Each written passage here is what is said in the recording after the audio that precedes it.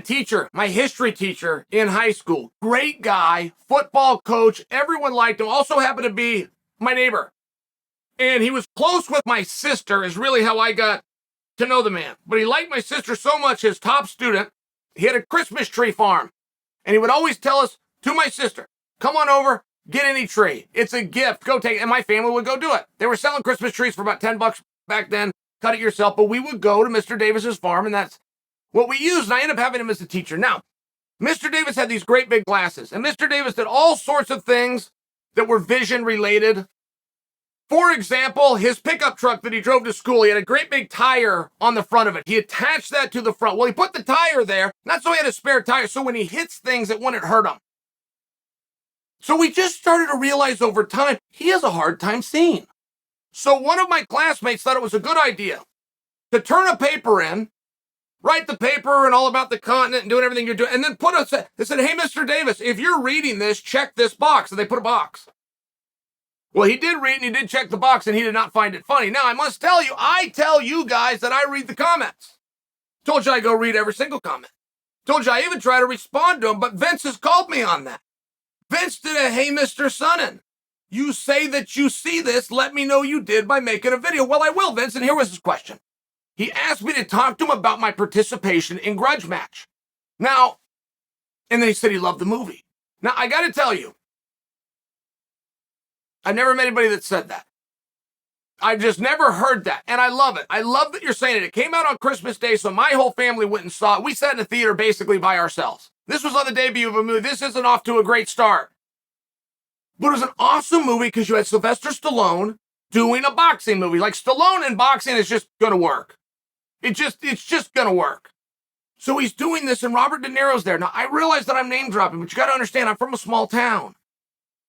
Never thought I would be in a movie, but I'm also not going to be standing with Sylvester Stallone and Robert De Niro, let alone doing a scene with them that's going to drop on Christmas Day that I can take my whole family to and show off and look cool in front of everybody, right? Very exciting for me. And if there's, all that happened is they called Dana. They said, Dana, we want you. Dana said, no, you don't. You want Chael. And Dana called and told me that. Now, I don't know that Dana said any of those words. This is what he told me. He said. So they flew me out and I go and do this scene. And for anybody that didn't see it, Grudge Match, theme of the movie, a young Sylvester Stallone fought a young Robert De Niro. Now they're older, but they have a grudge. They just can't get it right, these two. It's a feud. It's Frazier and Ollie. They can't get it right. They're going to go do it again. So when they're out promoting their fight, they come to a UFC event. So Mike Goldberg is interviewing them, and they're putting down mixed martial arts. As a matter of fact, Stallone had a line. He said, you know what we used to call guys that kicked in fights? Girls. Right? So they're putting down MMA. So now I got to come out of the locker room and I got to dress these two down. I got to dress these two knuckleheads down this is the scene. And they had a stunt man for me. Because after I break bad on both of these guys, Stallone throws a punch and I fly into a table. Well, I'd never been out in a movie before. I wasn't going to give that role to a stunt man. I want this whole thing. I want every second I can get. So I tell them, I do my own stunts. So we do this scene, and for whatever reason, when The Rock throws a punch, guys, in wrestling, when The Rock throws a punch, he brings his hand right here. So it'll sound like this. So it sounds to the audience as though that guy's really being punched. Wrestlers will do that all the time. They'll kick you, but they'll slap their thigh. So you in the audience here go, my God, he just hit him. I couldn't stop doing that.